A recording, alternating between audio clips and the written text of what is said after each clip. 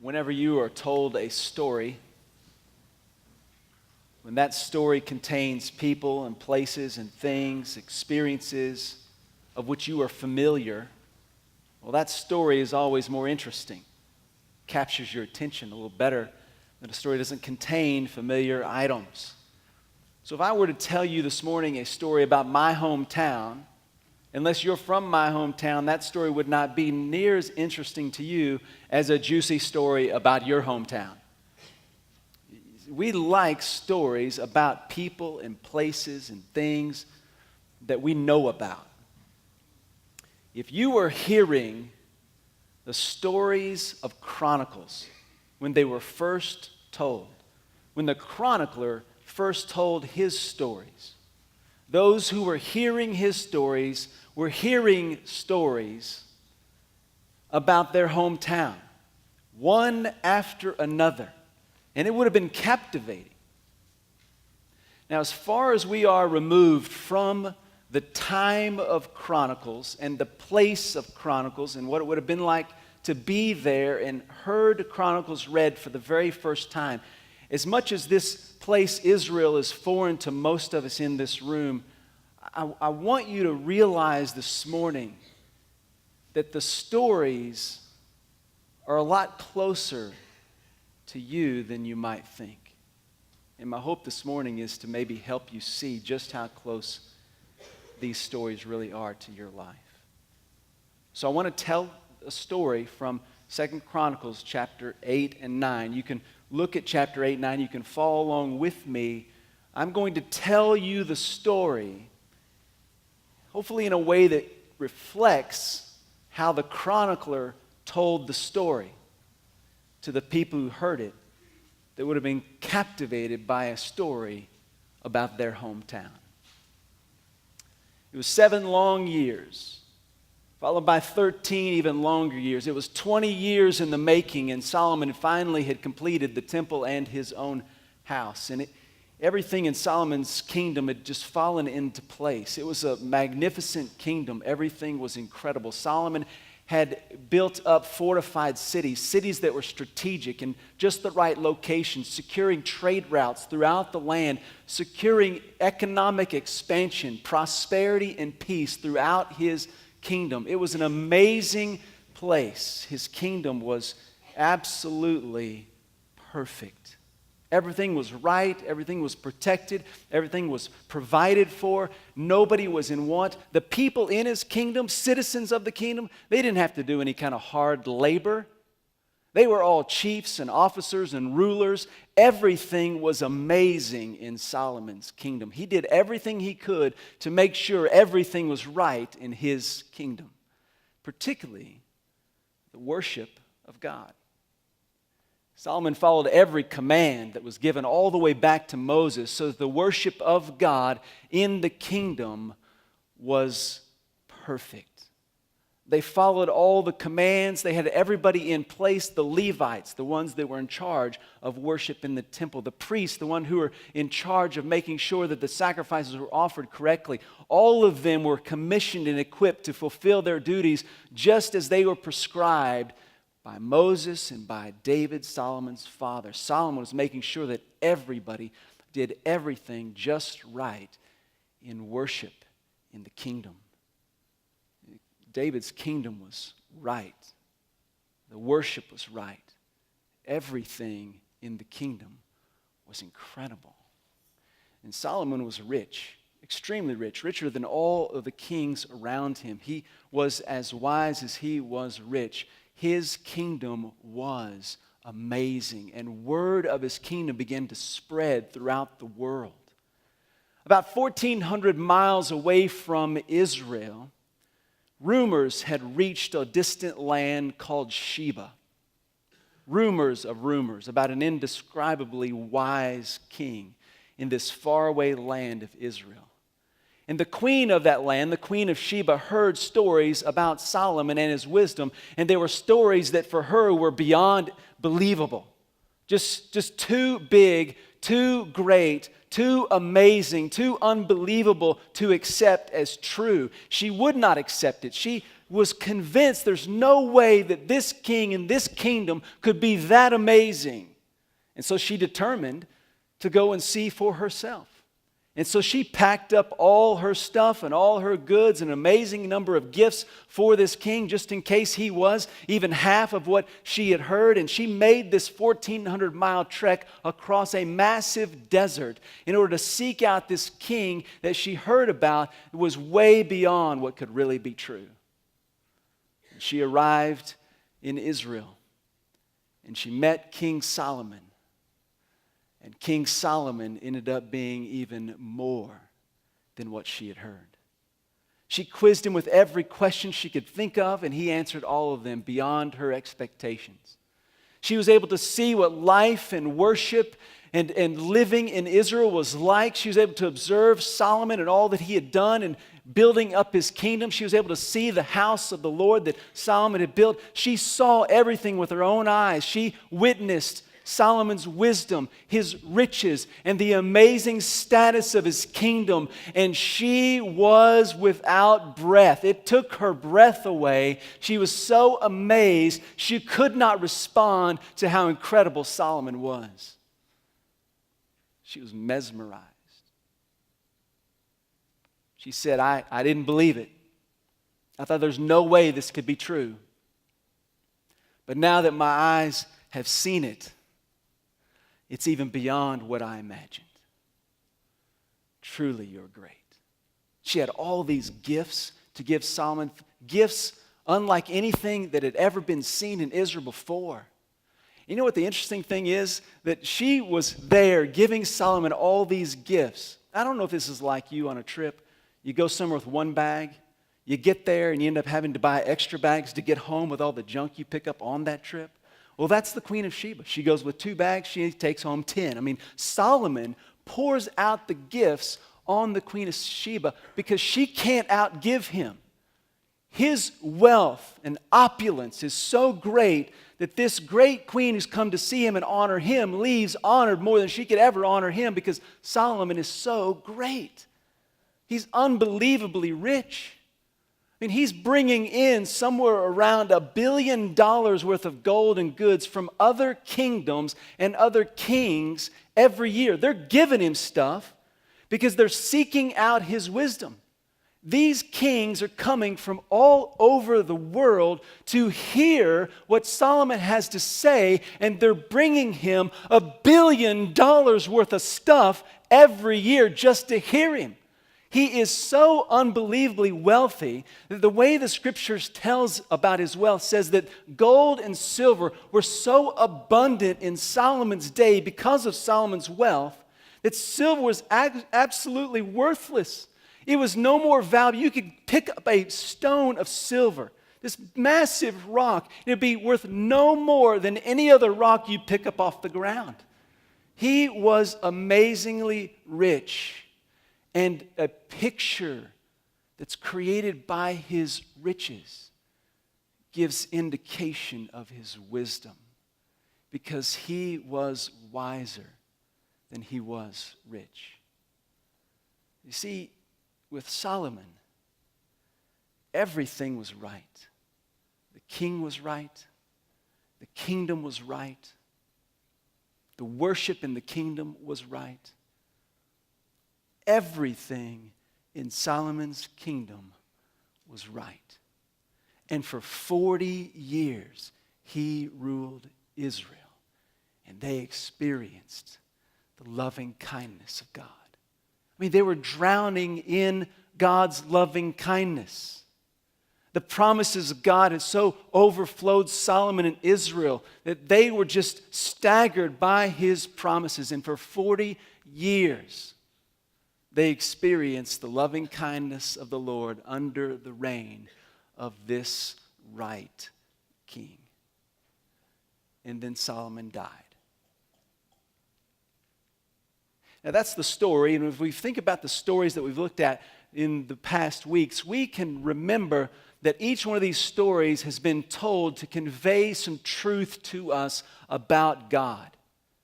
And we've seen again and again, week after week, this truth that God's promises create an opportunity for anyone and everyone to experience His loving kindness in an unimaginable way if you trust in the Lord. If you trust in the Lord, you get to experience God's loving kindness that are rooted in His promises. And trusting in the Lord is really exhibited clearly through obedience. You can see it in Solomon's obedience. Everything he did in the worship of God was exactly what God commanded. He was perfect in regard to worshiping God. And that perfect obedience displayed his trust in the Lord. And that's why he was drowning in the loving kindness of God. If you want to experience God's loving kindness that's rooted in His promises, then you need to make a decision that you will trust the Lord. And your trust in the Lord is given great evidence by simply how you follow God. Now that's a true revelation about God couched in these stories within 2 Chronicles. And as true as that is, and as right as these stories are in conveying the truth of God, I would hope that this morning that the story of Solomon as told by the chronicler in 2 Chronicles would raise some questions for you. There's just something not right about this story. Do you find it interesting that the chronicler's story of Solomon has omitted some details here? If you're familiar with Solomon's story, you would be asking yourself right now, if this is the end of the story,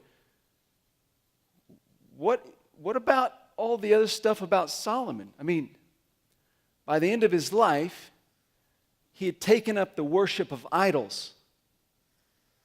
He had brought many foreign women into the kingdom as his political liaisons to other countries through marriage. And he had allowed them to bring in their idols, their false gods, and he had chosen to begin to worship those false gods. Now think about that. The wisest man on the earth becomes the greatest fool of all. And the story that the chronicler tells us omits everything bad about Solomon.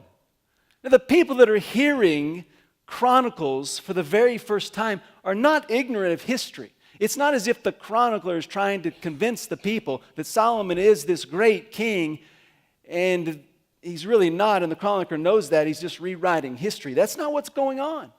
The people that are hearing the story of the chronicler know fully what history tells them. They know that Solomon has made a lot of mistakes along the way and that he ends really poorly. So if the chronicler's not trying to pull the wool over their eyes and convince them that Solomon is something that he's not, what in the world is going on in this story? Why are we told the story this way? Okay, let's step out of the story real quickly, and let me give you another encouragement when it comes to biblical narratives. This is a reminder of something we covered the very first Sunday we started 2 Chronicles. So let me just quickly remind you again of something you need to bring to the biblical narrative. When you open the scripture and you begin to read the story, you will oftentimes read things like today in 2 Chronicles 8 and 9 that are aspects of an historical event that omit certain events you might know about. And in this case, we actually know about some things regarding Solomon that are not included in the story. And because we like story and we like plot and we like the details and we like to know as much as we can about what's happening, we oftentimes want to piece together the historical event and say, well, Solomon did this and Solomon did that. Well, the Chronicle only says this, but over here in Kings we can see this, and we start to piece together a historical event. And what we fail to remember is that the Bible is not written to be historical literature. Now, I don't mean it's not historically accurate. I don't mean it's not historically true, okay? What I mean is that the chronicler has not told the story so that we might see a full picture of history. He's told the story so that we see a slice of history, and the slice of history that we get is pulling out the significance of Solomon's reign so that we might understand not history, but we might understand God. The chronicler is telling about how God worked in history in such a way that we might see God in the text. And so we don't want to add to the text with knowledge that we have from other passages and build the historical event in our mind. No, we want to stick with what the text is saying and ask the question, what is the chronicler wanting us to see about God? What has God captured in the story about himself so that we can see and understand him? Okay, so don't worry about what we don't see in Chronicles, except that it enables us to see what is really there more clearly. Stick with the text. What is the text saying? Okay, so back to the story. What's going on with the story? Why is the chronicler giving us the best of Solomon? Any of you have any CDs or music on your iPod? The best of? You leave out all the sorry songs that they did through the years. And it's like the greatest band ever because you just listen to the best of, It's like 12 songs out of the 150 they did. Well, that's what we're getting with the chronicler. We're getting the best of Solomon. And why are we getting the best of Solomon? Well, the people listening to the stories of the chronicler are people who have returned to Israel out of exile. They have been able to rebuild the temple, rebuild the city wall. They've been established back in Israel, and they're being exhorted by the chronicler to wait for a king. You see, they don't have a king on the throne. And so what the chronicler is doing is he is telling them about the best of Solomon and the best of Solomon's kingdom and the best of God's loving kindness so that they will identify the best of Solomon with the king that they are supposed to be waiting for. And they know that Solomon wasn't that. They know that Solomon was more than just what was written here. In the fact that they know that Solomon is not that, and that Solomon made a lot of mistakes along the way, and that Solomon died after 40 years, the fact that they know that, they're identifying with the best of Solomon, with the best king that's going to come. And when the best king comes and sets up the best kingdom with the best of everything, the best worship, the best stability, the best peace, the best everything, when that king comes, his rule will not last 40 years. His rule will be forever. They know that the loving kindness of God, seen in the day of Solomon, that the greatest king that they had ever seen in their history was but a glimpse. The best of Solomon is just a glimpse into the best of the king that's coming. And they were being exhorted to wait on that king, that he would be worth the wait. That when he comes and he sits on the throne, the best of Solomon would be pale in comparison to the best of the king that would sit on the throne of David forever. He would be worth the wait. The chronicler wanted these people to grab a hold of this promise of a future king and have hope that would fuel their daily trust in God right where they were, right when they were, even though there was no king on the throne yet.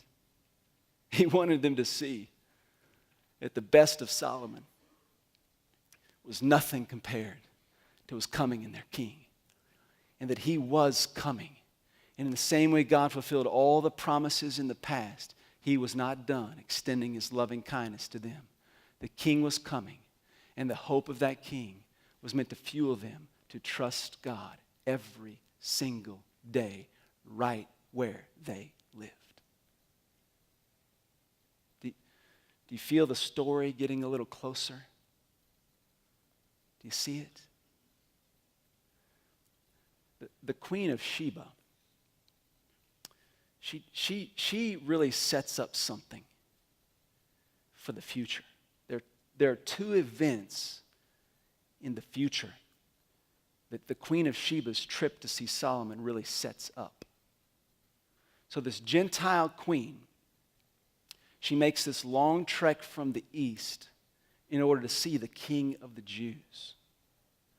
I want you to look with me at 2 Chronicles chapter 9, and I want you to look with me at verse 8. I want you to read this with me.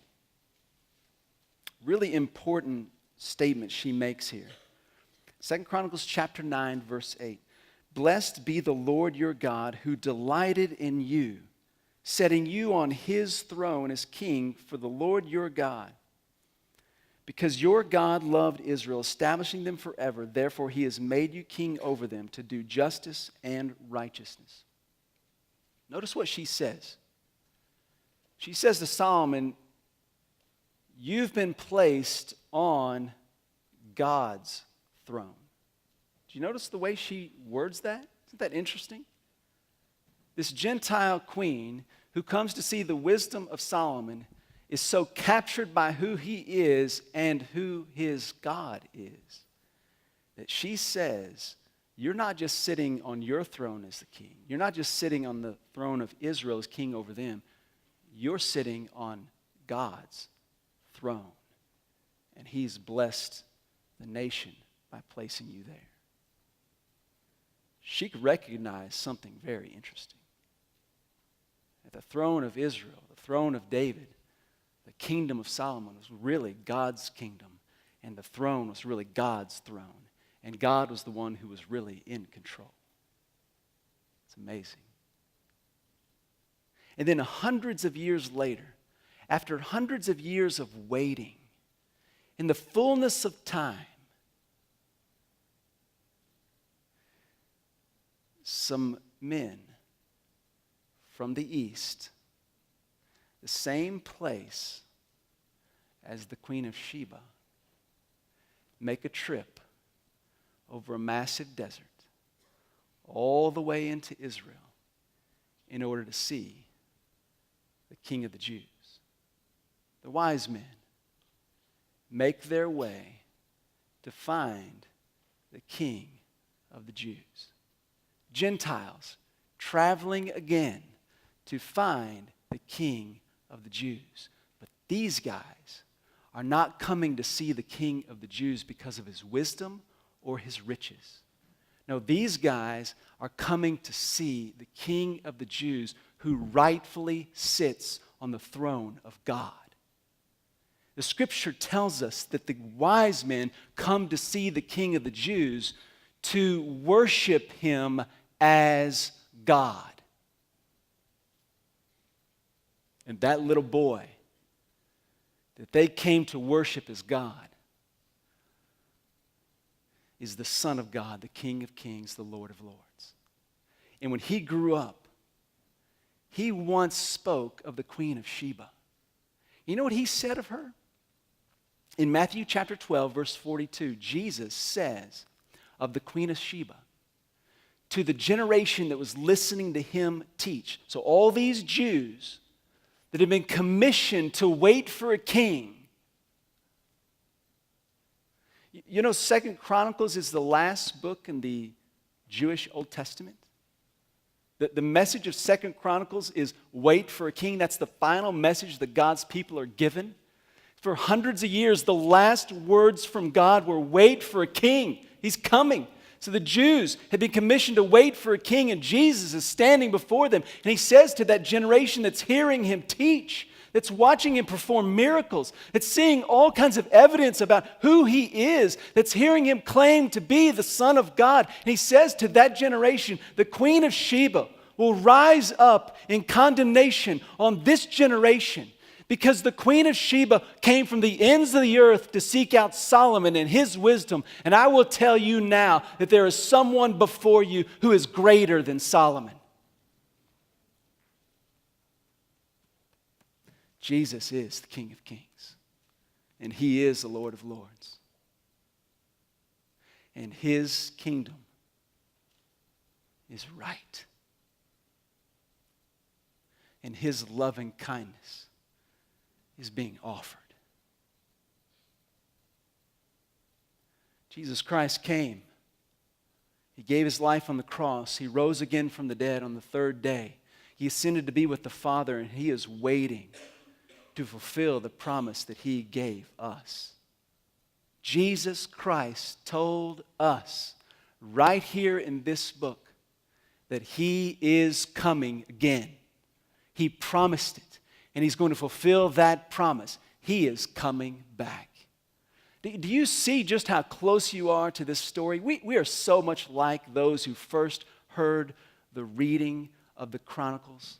We are so much like them. I mean, think about their life. There they were back in Israel. They had rebuilt the temple. They'd rebuilt the city wall. They were free to live there and worship God. But they were not under the reign of the king of Israel. They were under the reign of the king of Persia. A foreign king, though they had the freedom to worship God, was over them. They were not under the king of Israel. They were under a foreign king. Now think about your life and my life right here on this earth. Jesus has not yet set up his throne on this earth. And right now on this earth, though we are free to worship the Lord and engage our world in the gospel of Christ, though we are commissioned to live in the loving kindness of God right now, we are not in a place that is ruled completely by the Lord. The enemy, Satan, has dominion on this earth. And here we are living in this place with a promise, a better promise than those in 2 Chronicles received. Those in 2 Chronicles received a promise that Jesus was coming for the first time. We have received the promise that Jesus is coming once and for all. And he will establish his kingdom.